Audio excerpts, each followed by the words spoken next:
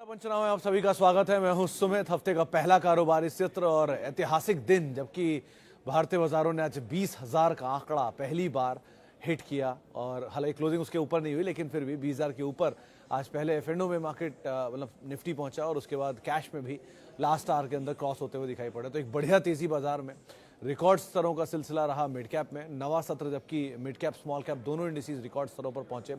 Nifty bank 1% की तेजी के साथ बंद हुआ और आज चौतरफा जो हैवी वेट थे पार्टिसिपेट कर रहे थे।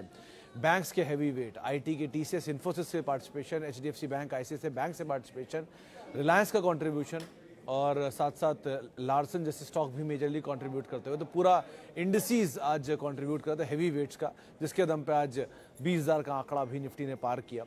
और ये इतिहास में पहली बार हुआ है, यानी कि जो पहली हाई थी 5,000 की वो सन 2007 में थी। दूसरी हाई थी सन 2010 में, 17 में जाके कहीं मतलब 10 साल बाद, 2007 के 10 साल बाद 2017 में 10,000 का आंकड़ा पार हुआ। फिर 2021 में पार हुआ 15,000 का नंबर और आज 2023 में पहली बारी 23,000 का नंबर पार होता हुआ दिखाई पड़ा। ये 20,000 का नंबर पार होता हुआ दिखाई पड़ा। तो जो मोमेंटम है मार्केट में बहुत स्ट्रॉन्ग है और करीब 36 सेशन बाद निफ्टी ने दोबारा अपना नया ऑल टाइम हाई हिट किया है। और इस पूरी ड्यूरेशन में मिड कैप स्मॉल कैप में करीब 13-14% के आसपास का मूव ज़रूर देखा है। तो स्टॉक स्पेसिफिक स्टोरीज चल रही हैं। पीएसयूज़ में ज़ोरदार बाइंग है, रेलवेज़ में ज़ोरदार बाइंग है, डिफेंस में बाइंग है, पीएसयू बैंक्स में बाइंग है, कुछ बाइंग अब आईटी में भी आ चुकी है, सिलेक्टिव वहाँ पे बाइंग है। आज के सत्र में बैंकिंग, एफएमसीजी, आईटी तीनों पार्टिसिपेट कर रहे थे। नए इंडिसेस में ऑटो ऑल टाइम हाई पर है, रियल्टी ऑल टाइम हाई पर है, मेटल ऑल टाइम हाई पर है, फार्मा में कुछ बाइंग आई है। सो ऐसे स्टॉक स्पेसिफिक स्टोरीज मार्केट के अंदर कामकाज कर रही हैं और अकॉर्डिंगली यहाँ पर अपमूव देखने को मिला है। लेकिन जो अपमूव है उसमें मेजर पार्टिसिपेशन अभी तक मिड कैप स्मॉल कैप का बहुत एक्टिव है, लार्ज कैप का थोड़ा बैकफुट पर है। सभी जानकारी मान रहे हैं कि क्योंकि बाजार इतनी तेज़ी से ऊपर आया है कि थोड़ा सा कॉशियस स्टांस रखिएगा। हालांकि अच्छे और बुरे दोनों तरह के तथ्य हैं। अच्छे हैं G20 समिट, शानदार समिट रहा, शानदार इनवाइट रहा, तमाम जो डिग्निटीज़ आए थे उनके, और बहुत बढ़िया तरीके से एग्जीक्यूट भी हुआ। तो एक इंडिया की स्ट्रेंथ दिखती है वहाँ पर। दूसरा, इक्विटी फ्लोज बहुत अच्छे आए, एमफी के नंबर आए, उसमें भी 20,000 करोड़ का आंकड़ा पार हुआ आज। एसआईपी के फ्लोज बहुत स्ट्रॉन्ग हैं, 15,000 करोड़ के एसआईपी के फ्लो हर महीने दर महीने आ रहे हैं। एफआईज का फ्लो अच्छा आ रहा है। तो स्टोरीज भी बढ़िया बन रही है, ऐसे चल भी रहा है। दूसरी तरफ आप अगर दूसरा तर्क पूछेंगे, कुतर्क जो होता है वो ये कहेगा कि क्रूड अभी भी $90 के करीब है, तो वो ऐसा कोई रिवाइवल का साइन नहीं है। महंगाई अभी भी हायर साइड पे, इंटरेस्ट रेट हायर साइड पर है, वो अगर घूमे तो सिचुएशन और ख़राब हो जाएंगी। प्लस आपको अभी तक फेस्टिवल डिमांड का आइडिया नहीं है। मॉनसून सो फार थोड़ा सा लैगार्ड रहा है, वैसा नहीं रहा जो एक्सेस हो। तो मॉनसून अब सितंबर पे डिपेंड करता है, लेकिन फेस्टिव की डिमांड आगे सपोर्ट कर जाएगी कुछ हद तक। तो बहुत सारे तर्क चल रहे हैं। वैल्यूएशन वाला पार्ट थोड़ा महंगा साइड पर है। स्टोरी अभी तेज़ी में है, बहुत तेज़ी में बहुत ज़्यादा बाजार भागा है।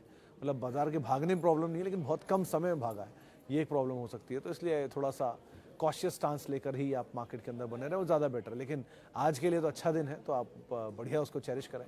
20,000 का आंकड़ा निफ्टी ने आज पहली बार पार किया, तो हिस्टोरिक डे, जबकि आज के सत्र में निफ्टी की तरफ से माइलस्टोन अचीव होता हुआ दिखाई पड़ा। सवाल जवाब का सिलसिला शुरू कर लेते हैं और दोनों तरह के सवाल, यानी कि फेसबुक और यूट्यूब पे सवाल है उनको भी शामिल कर लेते हैं। सबसे पहला सवाल जो फेसबुक पे मेरे पास आया है, कहाँ गया, ये रहा। ओके, तो पहला सवाल है ग्लोबस स्पिरिट 901 और लक्ष्मी ऑर्गेनिक 312।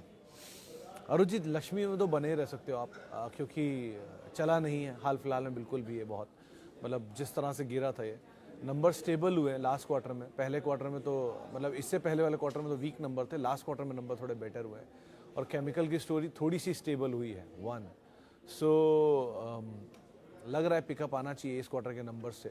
तो जो भी केमिकल कंपनियां थी, एसआरएफ हुई या फिर जुबिलेंट इंग्रेविया हुई, सुदर्शन केमिकल हुई या बाकी ऑर्गेनिक कंपनीज हुई, बालाजी अमाइंस एंड ऑल, तो इन सब में तो नंबर्स में रिवाइवल दिख ही रहा है। तो लक्ष्मी के भी नंबर में रिवाइवल है, होल्ड कर सकते हो आप इसको अभी तो। One second is your globus. Globus के केस में सर अभी तक की डिमांड वीक रहती है आमतौर पे। राजस्थान बेस्ड कंपनी है, जो IMIL है उसकी सप्लायर है, प्लस बॉटलर है कुछ बड़ी कंपनियों की। तो अभी जो डिमांड रहती है इस पीरियड में वो कमज़ोर रहती है बारिश वाले में। क्योंकि सेकेंड हाफ से पिकअप करती है, पोस्ट सावन, पोस्ट फेस्टिव डिमांड जैसे जैसे पिकअप आ रही, ईयर एंडर आना शुरू होगा, तब डिमांड में तेज़ी आती है। तो अभी तो नंबर्स वीक है। अभी किसी ब्रोकरेज की इनक्रेड की शायद रिपोर्ट थी, 1550 के टारगेट उन्होंने दिए थे, 1600 या 1550 के। तो वैसे भी इस पर नज़रिया तो बुलिश है, लेकिन डाउन साइड लिमिटेड है। बट अगेन एक ही चीज़ है जो केवियट है इस समय सारी स्टॉक रिकमेंडेशन से सलाहों पर कि बाज़ार बहुत चला है, तो किसी दिन अगर घूमा तो मिड कैप स्मॉल कैप ही सबसे ज़्यादा चले हैं, तो उन्हीं पे सबसे पहले असर भी आएगा। सो ज़रा ध्यान संभल कर ही रखिएगा। सिचुएशन ऐसी है कि आप रात में गाड़ी चला रहे हैं और सडनली कुछ सामने आएगा, तो वो सबसे कॉशियस तरीका होता है गाड़ी चलाने का। उस समय लगता नहीं है, लेकिन सबसे कॉशियस होता वही समय है। तो बड़ा कॉशियसली अप्रोच रखिएगा मार्केट की। फ्री होके चलने का समय अभी नहीं है बाजार में।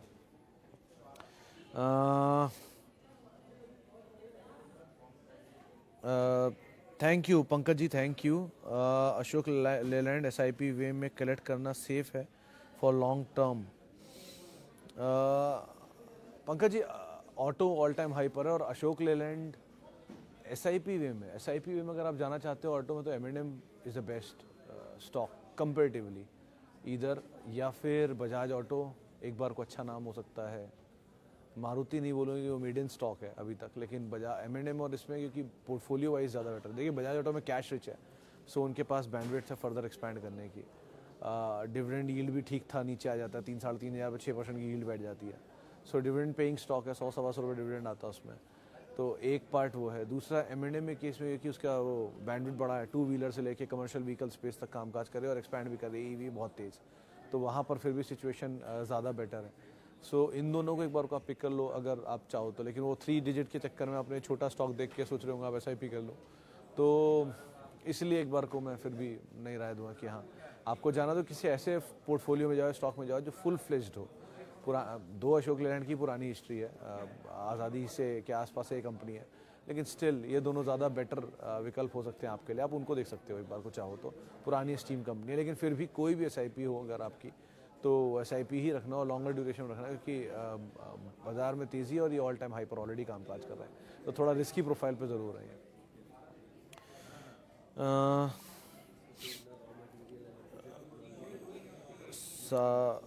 क्या टाटा कॉम 950 की पे 200 शेयर लिए हैं, होल्ड करूं या प्रॉफिट बुक करूं? रात सर 950 रुपये पर है और आज चल रहा है दाम 1950 रुपये, यानी ऑलमोस्ट 1000 रुपये पर शेयर का प्रॉफिट है। तो मुझे लगता है कि अच्छा प्रॉफिट आपने बना ही लिया। ये वैसे मैं उसी समय से ही बोल रहा हूँ 800-900 रुपये से कि ये स्टॉक चलना चाहिए। मेरा कन्विक्शन तो कहता है 5 डिजिट का स्टॉक होना चाहिए, लेकिन it's too early to say anything, क्योंकि नंबर बहुत अच्छे हैं इसके। उस समय लेने का ट्रिगर एक ही था कि जो कंपनी की प्रॉफिटेबिलिटी थी वो टाटा एलेक्सी से 3 गुना थी, इक्विटी साइज टाटा एलेक्सी से 2 गुना था। तो अंदाज़ा ये लगा रहा था कि अगर ये चला तो इतना दाम तो दे देगा कि यहाँ से डबल हो जाएगा, और वो टाटा कम्युनिकेशन ने दे भी दिया। अब टाटा कम्युनिकेशन ने नया टाइप किया है NVIDIA से, और वो भी AI को लेके है। कंपनी अच्छी, ग्रुप अच्छा, और आपके पास खोने के लिए बहुत कुछ अब है नहीं, क्योंकि डबल हो चुकी है आपकी पोजीशन ऑलरेडी। एक काम आप फिर भी कर सकते हो कि आप 50 शेयर बेच दो से फॉर एग्जांपल, तो आपका आधा कैपिटल निकल आएगा, और यहाँ से अगर 400-500 रुपये और चला गया ऊपर, तो आधा कैपिटल और निकाल लेना अपना 50 शेयर बेच के, और बाकी के 100 शेयर आपके लिए हमेशा के लिए फ्री हो जाएंगे फिर। तो आप वो हमेशा के फ्री शेयरों के साथ बने रह सकते हो। It's a quality asset to own one. Dividend paying company है और बढ़िया डिविडेंड देती है, ऐसा भी नहीं खराब डिविडेंड है, 25-26 रुपये पर शेयर का डिविडेंड आता है। और इस तेज़ी में आपने जो 900 रुपये से लेके 1900 1950 तक का सफ़र देखा है, इसमें 4 बार वो 25-25 रुपये डिविडेंड दे भी चुकी है, तो करीब करीब आपकी कॉस्ट और 100 रुपये कम हो गई है। तो ये आप अंदाज़ा लगा लो कि आपको ऑलरेडी कैपिटल रिलीज़ हो चुका है आपका फ्री। तो 30-40 शेयर बेच के अपने कुछ कैपिटल आप मतलब from the table to the bank ले जाओ, लेकिन विद टाइम आप धीरे धीरे जैसे जैसे आपको ये तेज़ी पकड़ाता जाए, वैसे वैसे आप थोड़ा थोड़ा कैपिटल निकालते रहना, और रिमेनिंग जो फ्री के शेयर है उनको आप चाहे 150 हो, चाहे 100 हो, चाहे 190 हो, जो भी आपकी चॉइस बने, उनको आप हमेशा के लिए छोड़ दो। इस कंपनी को होल्ड करने में बुराई नहीं है, और जो प्रॉफिट मिल रहा है उसको भी निकालने में कोई बुराई नहीं है। तो दोनों तरह के विकल्प ऐसे ही निकल सकते हैं, आप वैसे निकाल लो। Okay, Adani energy solutions can be added at CMP। Dixit sir, ये थोड़ा डिले हो गया कि मैं लगातार 760 रुपये से एक ही चीज़ बोल रहा था कि अदानी में 3 ही नाम मुझे सही लग रहे हैं, अदानी पोर्ट नहीं, अदानी पावर, अदानी ट्रांस और Adani Wilmar to an extent. लेकिन अदानी ट्रांस 760 770 वाला आज 870 रुपये पहुंच गया है। तो बढ़िया तेजी इसमें ऑलरेडी दिखाई जा चुकी है हाल में, और एक बार तो 900 प्लस भी जा चुका है, वापस नीचे आया था। तो दूसरा मौका भी देकर चल दिया ये। 800 रुपये आया था, उसके बाद 900 रुपये, 910, 920 छू के 800 रुपये, और 800 के बाद दोबारा 870 आया। तो आप ऑलरेडी बड़ी तेज़ी का एक बड़ा हिस्सा तो मिस कर ही चुके हो। बाकी योर कॉल, लेकिन स्टॉप लॉस जैसे आप दूर होते जाओगे, स्टॉप लॉस आपका 760 ही रहेगा। 750 स्टॉप लॉस आपको आज भी एंटर करना है, कर दो, कोई रिस्क नहीं है, बट 750 आपका स्टॉप लॉस होगा ही होगा। 750 इसलिए क्योंकि 760 पे GQG की हैवी बाइंग है, हेफ्टी बाइंग है। तो अगर वो लेवल आया है और वहाँ पर इंस्टीट्यूशनल इन्वेस्टर जा सकते हैं, तो आपको लेने में प्रॉब्लम नहीं होनी चाहिए। और अदानी पावर और पोर्ट में प्रोमोटर लगातार बाय कर रहे हैं। कल भी उनकी तरफ से एक बाय आया है। तो सिचुएशन साउंड है। अदानी पावर में तो इनफैक्ट EBITDA बहुत स्ट्रॉन्ग था लास्ट क्वार्टर का, जो मैं रीइटरेट करता हूँ बार बार। तो नंबर सपोर्टिव है, ट्रांस के भी और पावर के भी। और विल्मर के नंबर लॉस मेकिंग है, लेकिन ठीक है, वहाँ पर भी पिकअप आ जाना चाहिए। सेकंड हाफ ऑफ फाइनेंशियल में कमेंट्री बहुत स्ट्रॉन्ग थी, तो इसलिए देखते हैं कैसे चलता है वहाँ की सिचुएशन। बट अभी के लिए थोड़ा रिस्की प्रोफाइल बढ़ गया। स्टॉप लॉस 750 ही रहेगा आपका। Lock in period of expires of new IPO SBFC finance, what does it signifies? Chinmay sir, दो चीज़ें हैं, दो अलग अलग सवाल हैं क्योंकि आपके। पहला, कोई भी IPO का लॉक इन पीरियड ख़त्म होता है पहले महीने में, तो वो जाते हैं जो प्री IPO में निवेशित रहते हैं। फिर धीरे धीरे सबका लॉक इन विद टाइम ख़त्म होता है। जो इंस्टीट्यूट्स का होता है या फिर जो एंकर इन्वेस्टर का होता है, उनकी ख़त्म होने लगती है 1 साल के अंदर। तो अगर 1 साल में उनका इन्वेस्टर पीरियड ख़त्म हुआ है तो अपना माल बेचेंगे। तो जब वो माल बेचेंगे तो कोई ना कोई तो खरीदेगा ही। अब क्योंकि इतनी बड़ी हेफ्टी क्वांटिटी बिकती है, 1-2 शेयर तो होते नहीं है, इन करोड़ शेयर होते हैं। तो इतनी बड़ी क्वांटिटी के शेयर जब बिकेंगे तो कोई ना कोई म्यूचुअल फंड ही सामने से उसे बाय करने आएगा। तो इसलिए वो म्यूचुअल फंड की तरफ से बाइंग आपको दिखाई पड़ रही है, क्योंकि वो चेंज ऑफ हैंड है। एक एंकर इन्वेस्टर निकल रहा है और दूसरी तरफ से म्यूचुअल फंड उसे बाय कर रहे हैं। सो इसको ऐसे मत सोचें कि म्यूचुअल फंड होल्डिंग बढ़ा रहा है। ये ऐसे हो रहा है कि किसी एंकर इन्वेस्टर के निकलने की वजह से या किसी एग्जिस्टिंग इन्वेस्टर के निकलने की वजह से कोई म्यूचुअल फंड उसके अंदर पोजीशंस ले रहा है। अब क्वालिटी ऑफ म्यूचुअल फंड कौन है वो डिपेंड करता है। अगर कोई बढ़िया म्यूचुअल फंड ले रहा है तो आप आराम से इसके अंदर बने रहिए। लेकिन अगर कोई बड़ा नाम निकल रहा है और छोटा नाम ले रहा है, कोई विदेशी फंड निकल रहा है, कोई डोमेस्टिक फंड ले रहा है, इस तरह की सिचुएशन बन रही है, तो फिर अवॉइड ही कर लीजिए। ये एक सिग्निफिकेंस हो सकती है। लेकिन अभी भी क्योंकि बाजार की तेज़ी है और इस तेज़ी को सबसे ज़्यादा इनकैश किया है प्रमोटर्स ने, सबसे ज़्यादा इनकैश किया है बड़े बड़े फंड्स ने। क्योंकि इस तेज़ी में प्रमोटर माल बेच रहा है, और प्रमोटर माल बेच रहा है तो वो कुछ सोच के बेच रहा होगा। प्रमोटर ऐसे माल नहीं बेचता। आपको अगर 100 रुपये पे कोई चीज़ बिकी है, मान ली किसी ने 50 रुपये पे लिया था और 150 रुपये में बेच गया वो, और 150 रुपये में बेचने का वो शेयर 200 रुपये हो गया, और आपको लगता है कि नहीं वो गलत हो गया। नहीं, वो गलत नहीं है। उसने कुछ सोच के ही 150 रुपये में एग्जिट किया और आपको 50 रुपये का रूम और दे रहा है कि आप कोशिश कर लो, वहाँ पर भी निकल सकते हो, निकल जाओगे। यहाँ से अब अपसाइड लिमिटेड होता जा रहा है, डाउनसाइड लिमिटेड नहीं है। हर तेज़ी में अपसाइड कैप्ड होता है, हर मंदी में डाउनसाइड कैप्ड होता है। आपके पास रिस्क लेने के लिए डाउनसाइड में पोटेंशियल ज़्यादा होता है, अपसाइड में रिवॉर्ड लेने के लिए पोटेंशियल ज़्यादा होता है। तो अब वो रात की ड्राइव शुरू हो गई जहाँ कभी भी कुछ भी आएगा सडनली, और सडन एक्सीडेंट होते हैं ब्रेक नहीं लगे तो इसीलिए अब आप बिल्कुल रिस्की जोन में आ चुके हो। वो सीमलेस रोड जो थी ना, वो मंदी थी। सीमलेस रोड तेज़ी कभी नहीं होती है। ये तेज़ी सीमलेस रोड की जो दिख रही है आपको, हर रोज़ आओ 1000 पॉइंट चढ़ाओ, हर रोज़ आओ 500 पॉइंट चढ़ाओ, हर रोज़ आओ मिड गैप नया हाई बनाओ। ग्रोथ स्टोरी इंटैक्ट है इंडिया की, फ्लो बहुत अच्छा आ रहा है, देश की इकनॉमी बहुत अच्छी ग्रो कर रही है, हम बहुत अच्छा सब कुछ कर रहे हैं, किसी में कोई डिनायल नहीं है। बट ये सब कुछ बाज़ार के अंदर एक तरफा चलेगा या रिफ्लेक्ट होगा, इस पर मुझे थोड़ा सा अचंभा है। ये बाज़ार कभी एक तरफा नहीं चलता, वो झटके ले लेके चलता है। तो जब झटका देगा तो मंदी में आप फंस सकते हो, अगर आपका एपेटाइट नहीं है तो। आपको लगता है कि नहीं लॉन्ग टर्म स्टोरी है, आई fill it and forget it, तो फिर तो बात ही खत्म हो गई, फिर तो मतलब ही नहीं बनता आपको देखने का भी। लेकिन अगर आप वो बीच बीच के भाव को भी खाते हो और आप थोड़ा सा भाव लेके घबरा जाते हो, तो फिर ये सिचुएशन अगर आई तो टेंशन भी हो सकती है। और कई बार जब फंसते हैं तो बहुत लंबा फंस जाते हैं।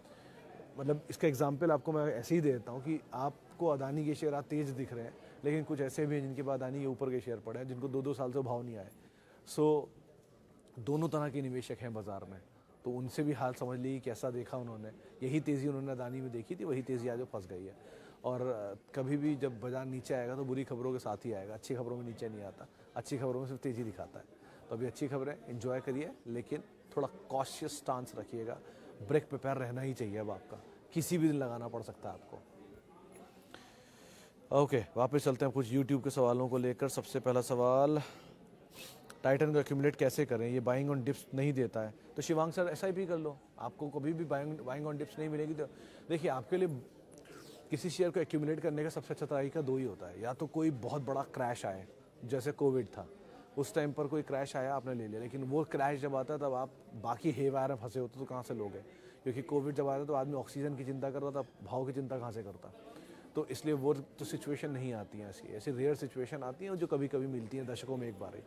वरना दूसरा तरीका होता है जो शेयर एक रेंज के अंदर फंस जाए और वहीं पड़ा रहे बहुत, वही सालों तक, वही महीनों तक, जैसे टाटा कॉम था, कई महीनों तक पड़ा रहा हो 800 900 800 900 800 1200 800 1200, और यहीं पर ही सवाल मुझसे लोग पूछते थे चलता ही नहीं है क्या, आप रोज बोलते हो चलता ही नहीं है, पता नहीं कितनी गालियाँ पड़ी उसके लिए मुझे, लेकिन जब वो चला तो रुक ही नहीं रहा। अब सबको लग रहा है कि चल रहा है तो अब क्या करें, अब ले लें अब ले लें अब ले लें। तो हर चीज़ है वो रेंज के, जैसे HDFC बैंक है अभी रेंज के अंदर है, जैसे इनग्रेविया था रेंज के अंदर, बहुत टाइम से काम कर रहा था, चला तो 100 रुपये चल गया वहाँ से। सो हर स्टॉक इनफैक्ट HUL की तो 10 साल की रेंज थी, सन 2006 से शायद 2016 के बीच में। आप देखना कभी उसका चार्ट पढ़ोगे तो दिखाई पड़ जाएगा, 10 साल तक 100 रुपये की रेंज में HUL घूमा है, फिर जब चलाओ 3 गुना हो गया वहाँ से। सो वो टाइम होता है फिर एक्यूमुलेट करने का। तो ऐसी जब रेंज के अंदर कोई चीज़ फंस जाए तो आप SIP कर लो, बेस्ट वे होता है, आपको शेयर भी आ जाएंगे और आपको रेंज का भाव भी नीचे का मिलेगा, तो वो तरीका आपके लिए ज़्यादा बेटर है at least. HCL tech and Polycab. HCL तो सर आप बाय भी कर सकते हो शशांक सर, और होल्ड भी कर सकते हो। पॉलीकैब के केस में भी बहुत चला हुआ स्टॉक है, दो इस कंपनी में प्रॉब्लम नहीं है, बहुत ही क्वालिटी कंपनी है, बहुत ही स्ट्रॉन्ग नंबर वो उसके 2 क्वार्टर से, और अगर आपके पास है तो आप बने भी रहोगे। बट एक ही केवियट है कि ये चला क्योंकि बहुत है, मतलब 2500 रुपये का आइटम 5000 रुपये दिखा गया, तो डबल ट्रिपल हो रखे हैं, 1300 रुपये से चलते चलते वहाँ पहुँचा बल्कि।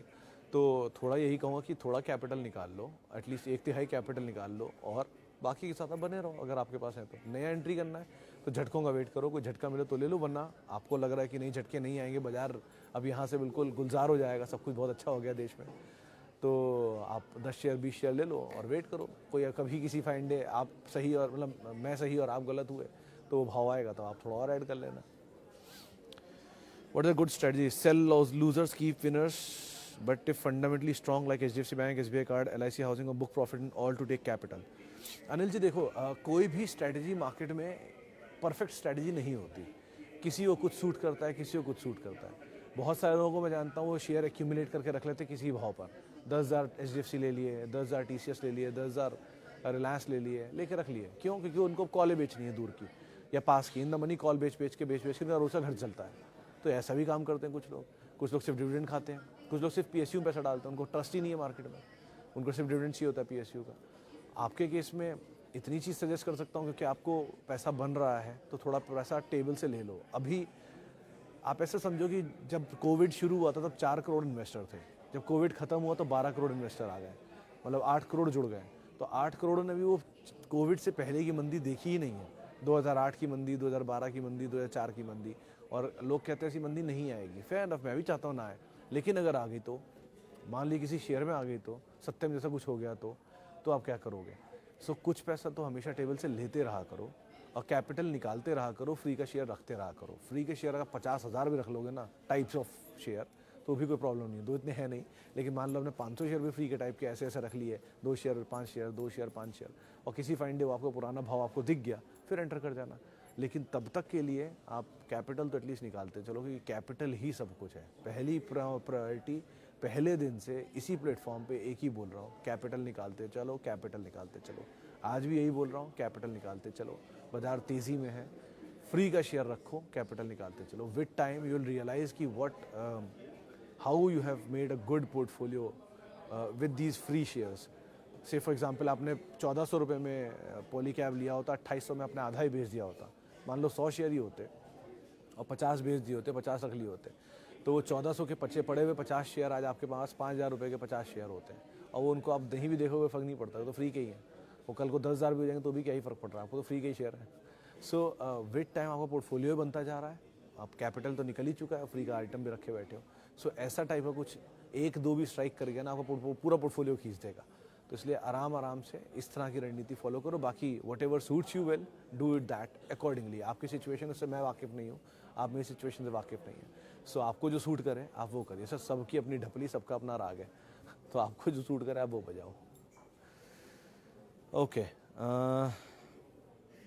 LIC केस में सर अभी तो आप होल्ड ही करो शशांक सर, क्योंकि चला है नहीं PSU की तेज़ी में भी, तो मेरे ख्याल से चलना चाहिए ये। और IRCTC अब मुझे लग रहा है कि इनमें तेज़ी आनी चाहिए, क्योंकि ये ऑलरेडी बहुत समय दे चुके हैं अपनी जगह पर। तो थोड़ा बहुत भी पिकअप आया तो अप मूव मिलना चाहिए। तो अब बने रहो दोनों में, कोई खास रिस्क है नहीं इसमें, खोने के लिए बहुत कुछ नहीं है यहाँ पर एटलीस्ट। SIP कंटिन्यू रखें मिड स्मॉल कैप में। डिपेंड धर्मराज जी, आपने किस तरह के फ्लो रखे हुए हैं, कब से आप ले रहे हो। आपने 4 महीने पहले SIP शुरू किए तो आप कर ही क्या सकते हो। आपने 4 साल पहले SIP शुरू किया तो थोड़ा पैसा भी निकाल लो। आपने 20 साल के लिए SIP कर रखी है तो भी आप बने रहोगे।